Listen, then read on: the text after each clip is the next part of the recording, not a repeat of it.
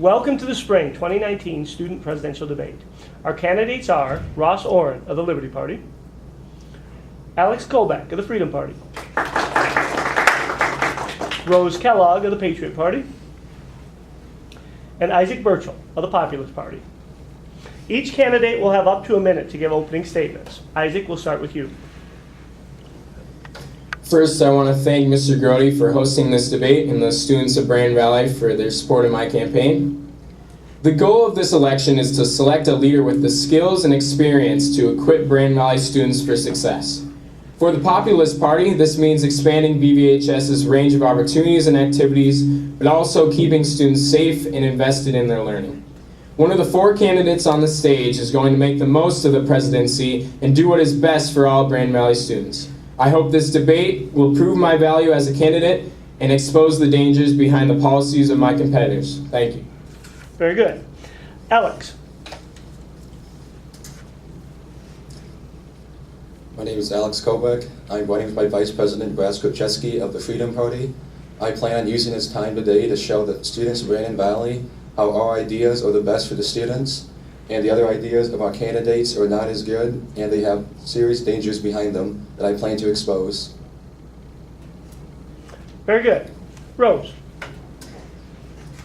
My name is Rose Kellogg of the Patriot Party, and my Vice President is Emily Hensley. All I want to say is vote for Rose. Very good. And Ross. My name is Ross of the Liberty Party, and my Vice President is Grace Wilford, and I want to thank my students and classmates for allowing me the opportunity to represent their ideas in this election. Excellent. Okay, we'll start with Ross, since you have the microphone. I have 4 questions here, 1 through 4. Pick which one you would like. 3. All right, Ross. In these elections, candidates often make promises that they don't deliver. Over the years, the students of Brandon Valley have been promised open lunch, more parking, the end of semester tests, and yet these promises always go unmaterialized. Why should voters believe that you will deliver on your campaign promises when others have not in the past? Well, I think that as a group, we have, at least in my opinion, as a president, I can influence people a lot better than I would as a regular student, and I can get my voice out there, and I would be able to reach out to the students and ask what they want, what their ideas for the school are, and hopefully get to the school board to get that done. Very good. Rose, 1, 2, or 4? 2. 2 it is. All of the candidates care about the school. What makes you different from your candidates? Why should voters choose you? Well, first off, I am a girl. The first girl, or the only girl, I guess. Not the first girl. But I feel that people should vote for me because I would make a difference in the school, and I'd be able to do more than people have in the past. Very good. Isaac, 1 or 4? I'll take 1. All of you have ideas that will make the school more enjoyable. However, the goal of high school is to prepare students for the next step in their lives. What would you do to prepare students for their educational challenges that Brandon Valley grads face after graduation? Part of my campaign focuses a lot on giving students the opportunities for success, not just at Brandon Valley, but in the future. So we plan to bring CTE here, things like that, adding classes that not only are CTE, but just other classes that are part of what students envision for their future. And we plan to take ideas from students and what they want to do in their lives, what they're interested in, and we want to take those and turn those into classes that can in turn go back and benefit those students and prepare them as much as we can for their future. Very good. Alex, school shootings seem to become more frequent. What will you do to make Brandon Valley students feel safe in our school from shooting and other violence? Me, the Freedom Party, and I have many plans involving school safety. We have instituted many policies, such as IDs to get into the hallways, like Ross's, but as a different way to avoid profiling. We will have protection in the doors with added protection that will stop school shooters. And we will also institute more police officers or more officer lingdoms. Thank you. Okay. When we're doing this, many of you are looking at me, which is great, but the voters are beyond camera, so if you want to look right into the eyes of the voters, concentrate on the camera some too. Okay, I'll ask all of you this question, and we'll go in this order. We'll go Rose, Isaac, Alex, and Ross for this first one. Campaigns are often inaccurate. Are there any accusations or claims that have been made about you by any of your opponents that you would like to respond to and set the record straight? No, sir. Rose? No, sir. Nothing? Nothing. Nothing. Okay. Isaac?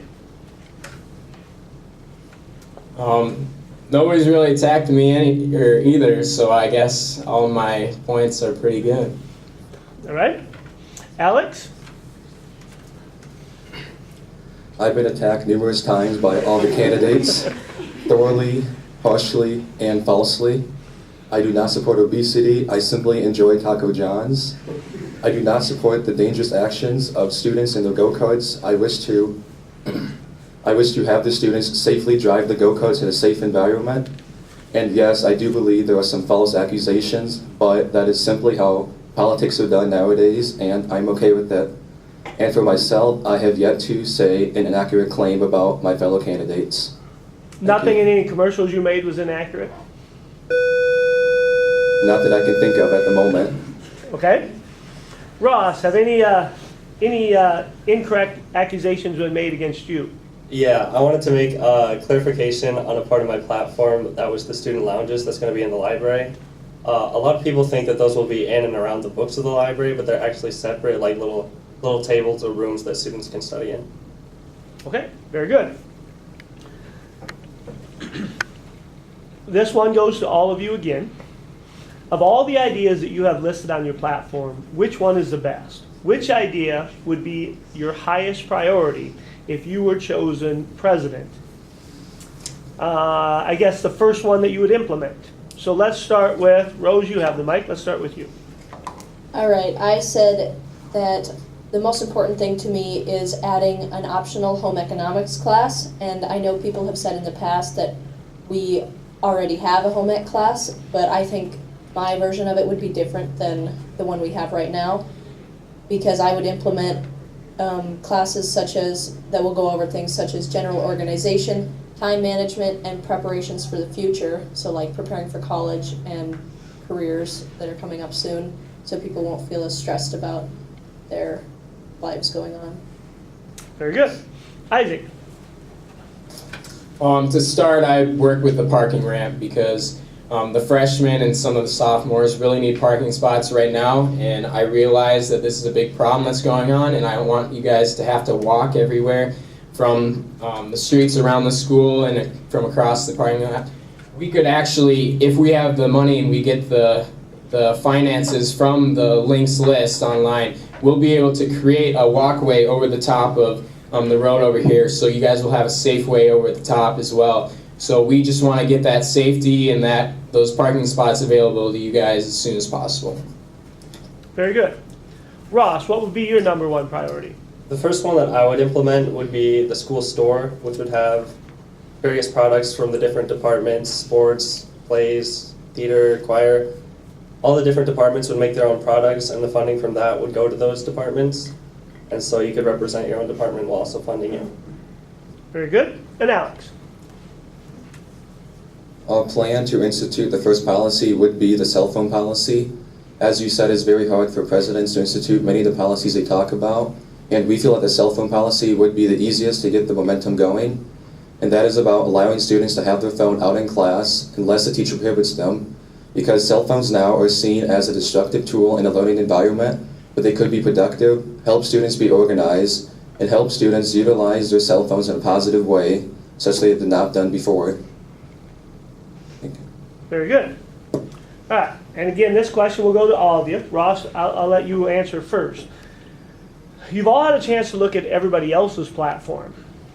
Ross, of all the other platforms, which idea do you think is the worst, that is the most destructive or the worst idea for Brandon Valley, and can you explain why? I think the most controversial idea for me is actually in Rose's platform, and that would be the student valet parking.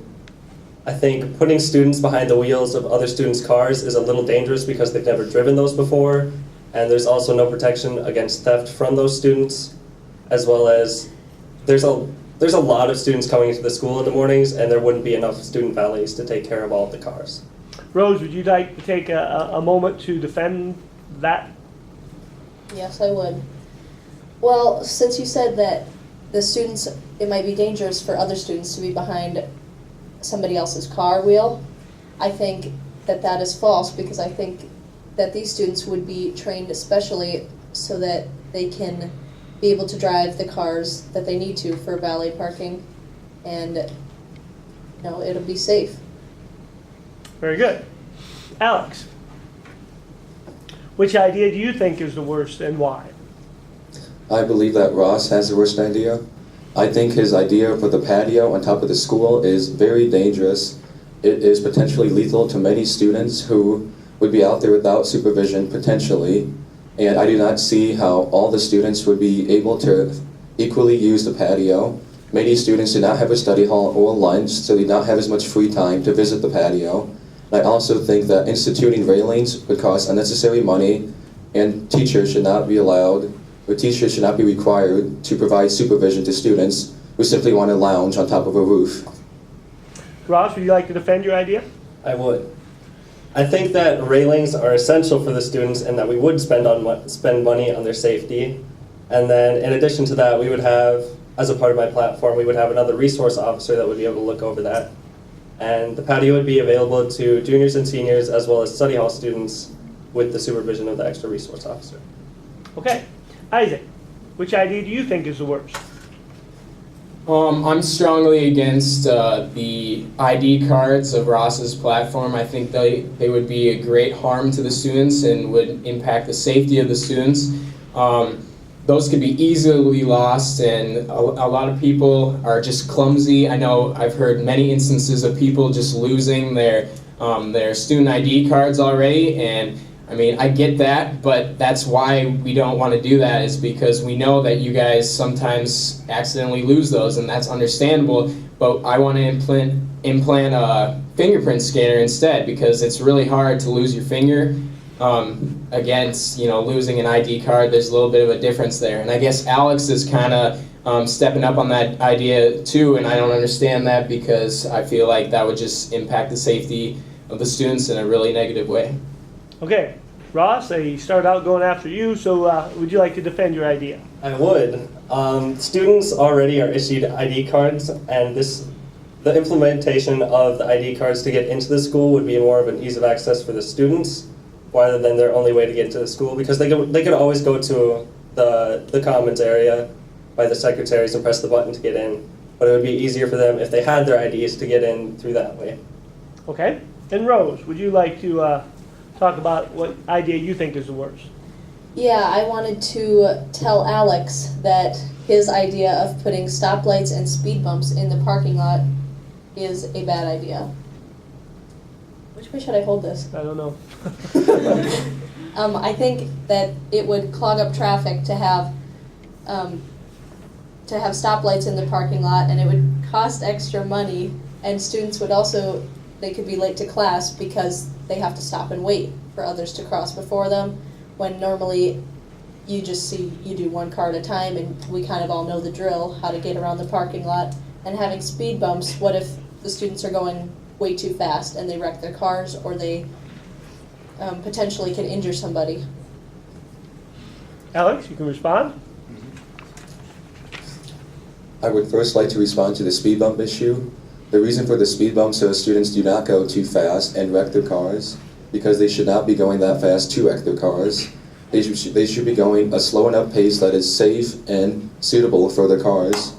And I would like to see how fast a car would go to completely wreck it over a speed bump too, because that would have to be upwards of 45 miles per hour in a parking lot, at least. And the stoplight issue, our primary focus is after school traffic. In the mornings of school, we do not have all the students arriving at once. We have many coming as early as 6:30 and as late as 8:15. And the plan is for after school, when all the students are leaving, to monitor traffic and regulate it easier, so students have an easier way of leaving the school. Very good. All right, we are to the point of the debate where you get a chance to ask others questions. This first round, Ross, you will go first, then Alex can ask the question, then Rose and Isaac. So Ross, you may ask the first question to whatever candidate you would like. All right, my first question is going to be to Rose. In your platform, you wanted to implement fireplaces to help regulate temperature. Where did you envision all the smoke going, and where did you plan to get firewood from? Well, the thing is, they don't have to be real fireplaces. They could be electric fireplaces, but they would still have the heat to keep you warm when the classrooms are freezing during the year. So there wouldn't be smoke involved. Very good. I don't know why that microphone doesn't like you, Rose, but it's the only one we're getting feedback. Alex, you can ask the question. My first question would be to Isaac about the parking ramp. I wonder why you have such an issue with putting a parking ramp on the campus when the traffic that will come with the parking ramp, such as all the students leaving at once when school is over, creating massive backups, along with students trying to back out as all the students are leaving, I think it would create a very big hindrance on all the students who are within the parking ramp, and I do not think we should spend so much money on such an issue when normal parking spots are okay and students can carpool.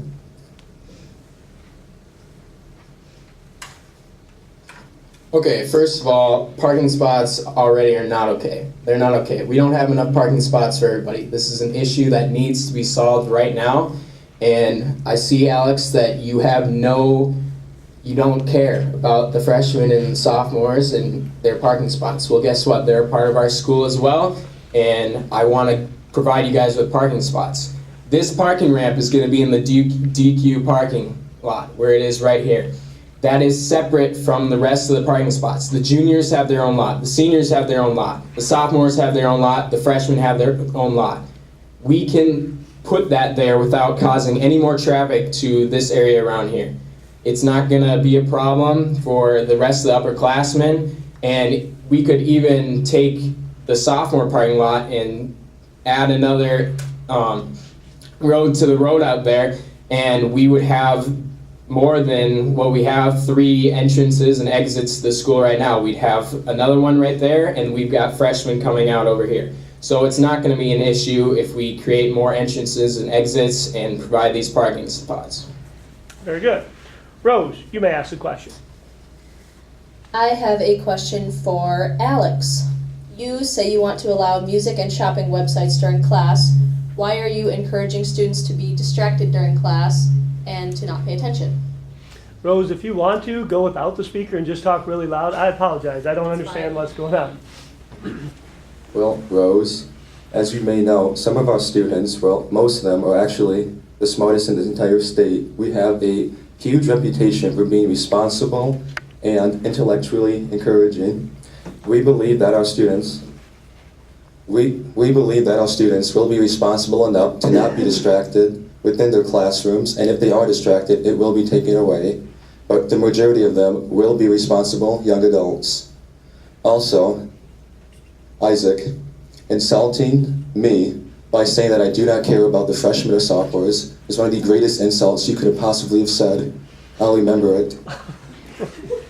Very good. Isaac, you can ask a question. I do not take back my comment, Alex. My question is for Ross.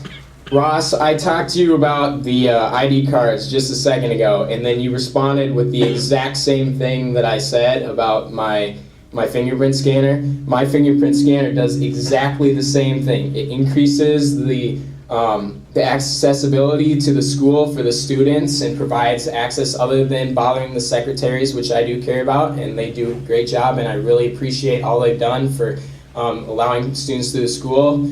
And so what do you think that the ID cards are going to do that the fingerprint scanner doesn't do with increasing the accessibility of the school and providing a safe access to the school for the students? What's it not going to do?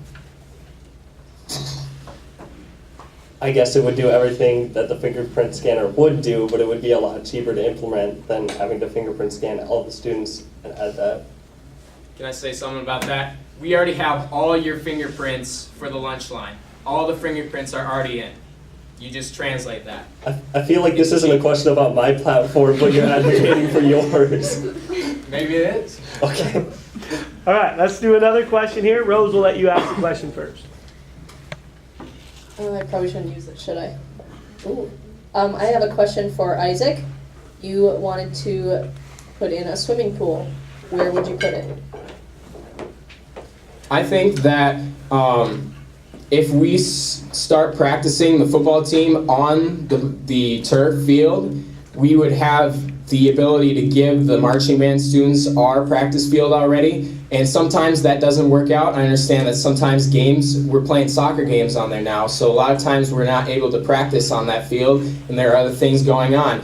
But I think that we'd be able to fit a schedule to work it out with the turf field and one of the practice fields, and so the marching band would not require that third field, and there is where we could put a swimming pool and we could have a swimming team, which a lot of people are advocating for, and I think would be a great addition to the activity as a BB, and it would not hinder the marching band and football and soccer activities that are already going on. Very good. Isaac, since you have the microphone, why don't you ask the next question? I've got a question for Alex. Alex, you proposed to add 2 more theater performances to the school year. Theater actors, tech, and directors already take many hours of energy and time to produce these shows. With the 3 shows already, it's like they're multi-sport athletes. They only have a few weeks in total off between the 2 or 3 performances in the year. Where would you cut out time to make these shows possible?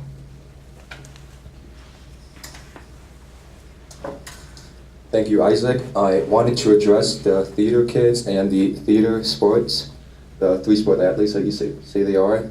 Despite claims on Twitter, I do have much love and respect for the theater portion of our school, despite Rose attacking me repeatedly and our Vice President, Emily Hemsley. Anyways, upgrading from 3 shows a year to 5 shows a year will not be making the same multitude of shows. We will not have 3 massive shows, but rather 5 medium-sized shows to help deal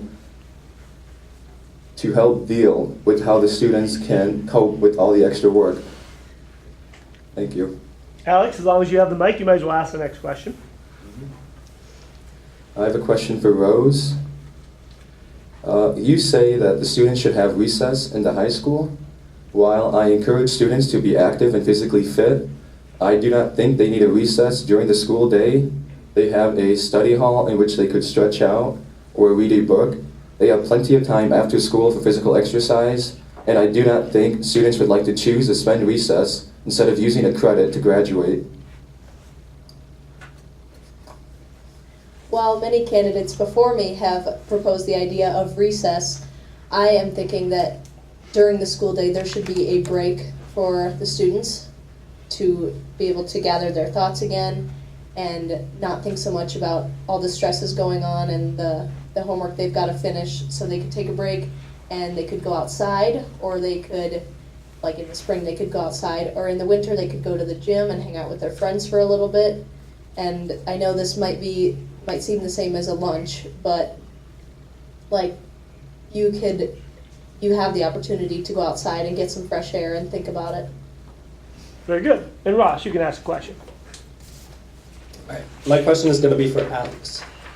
Alex, you said that students with their phones, the teachers can allow them to use them in class, and they can take them away, but they have to then give them back at the end of class. How would this stop students from always using their phones in class? Like, what's stopping the students? What's their incentive to not use their phone? Well, growing up in the Brandon Valley High School, I have come to realize that many teachers actually choose to not take away phones because while they see them in class, they know they do not want to hinder the phones by taking them away for the entire day, and so that allows students to be on their phones and distracted for the majority of the class period. However, if teachers are allowed to easily take a phone and then give it back without hindering the students' education for the rest of the day or their in-between time to use their phone, I think teachers will be easier and much more encouraged to take a phone if it is being distracted because they know it will not hinder the student. Okay, very good. I'm going to ask a few more questions this time, or at least one more question. This time, all of you will get to answer the same question. Ross, you will go first on this one. We all learn from experiences. What is a lesson that you've learned from a personal experience, and how will you apply that lesson to being president? When I was taking piano lessons, one of my teachers had moved to Canada, and so I was looking around for a new teacher. And I was at the time preparing for college entrance exams to get into a music school. And so the music teacher that I had found didn't even listen to me play, and she just assumed that since because I had only been playing for 2 years, no matter how much time I had with her, I was not going to be ready for the college entrance exams. And so I dropped that teacher, and I have since been teaching myself, and I've excelled faster than I thought I ever could have with the teacher. And so I think I'm definitely well-motivated, self-motivated to be able to get things done. Okay, very good. Rose, Same question? same question, yes. Can you repeat it fully for me, please? We all learn from experiences. What is a lesson that you've learned from a personal experience, and how will you apply that to being president? Well, I would take from experience this election in itself, because being the only girl running for it, I've had to push a little bit further and think more about how to kind of undercut my opponents here. And I have to keep moving forward and thinking one step ahead, even if it's not going my way all the time. I just have to keep pushing. Very good. Isaac, same question. My freshman year, I tore a disc in my back in a lift, and I was in physical therapy and rehab for almost half a year, and I couldn't lift or do anything for a long time after that even. And so in the 4 years that I've been in football here, it's always a reminder to me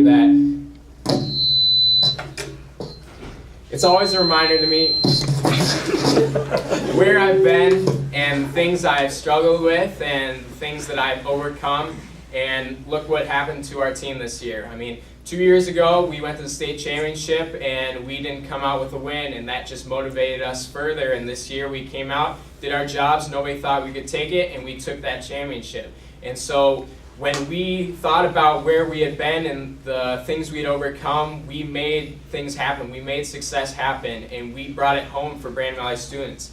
And in the presidency, I'm going to take whatever we are working on, and things are going to go wrong and things are going to go bad, but we're going to just keep pushing to give you guys everything that you guys need, the opportunities that you need and the platforms that you need for the talents of yours to shine, and so that Brandon Valley students can continue to have the success that we've had this year.